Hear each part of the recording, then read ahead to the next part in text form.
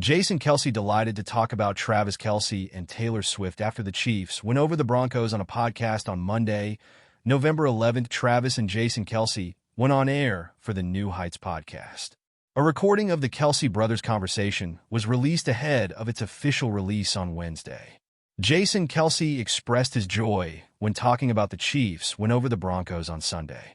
Jason Kelce said that in the recent games, Travis Kelce has continuously had successful touchdowns, which is also a sign of a clear improvement in form, and he also praised Travis Kelce. Travis Kelce then smiled and thanked Jason.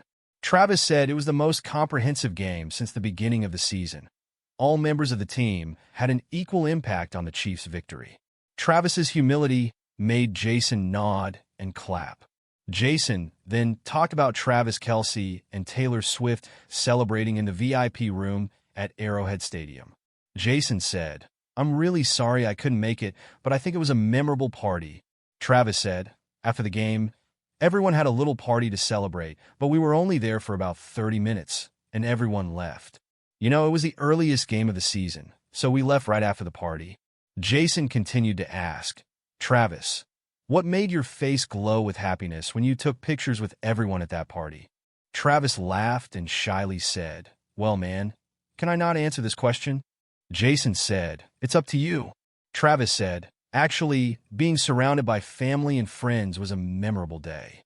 I also felt very happy, especially since Swift was there to cheer. The enthusiasm of her family was also the main motivation, and I was happy about that."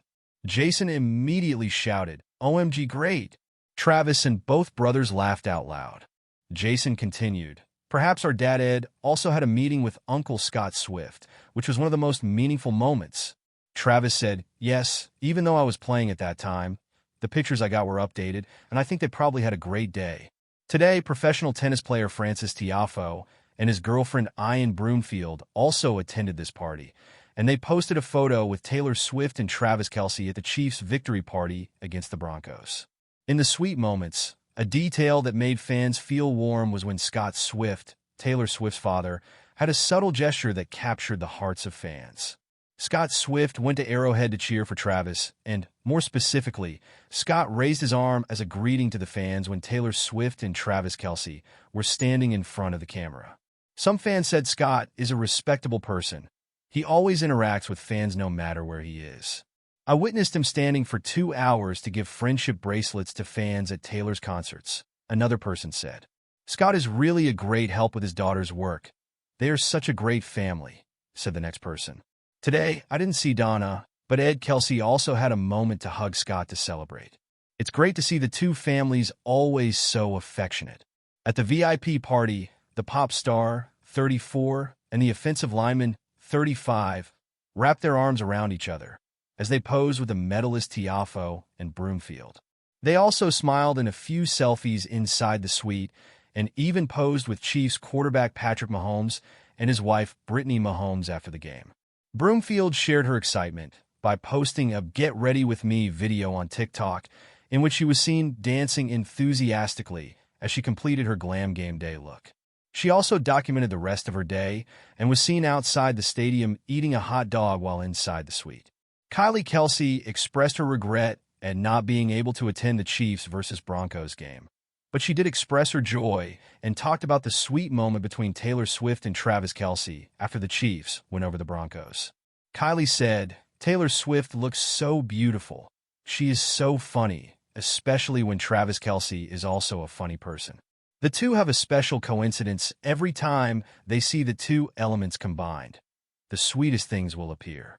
Last week, he gave my daughter a friendship bracelet, and surprisingly, my daughter Wyatt wore it to bed. She kept the gift and didn't let anyone touch it." According to Broomfield, Tiafoe is the one to thank for the epic crossover. In an Instagram Stories post, she revealed that the tennis star actually picked up on the fact that she wanted to watch the Chiefs play without her mentioning it to him. "I was talking to my friend a few weeks ago about wanting to experience a Chiefs game," she wrote, "and look at Francis overhearing the conversation and making it happen." Tiafoe, meanwhile, gave Kansas City itself a shout-out after his Arrowhead experience. "Thank you, KC," the tennis star wrote in an Instagram Stories post.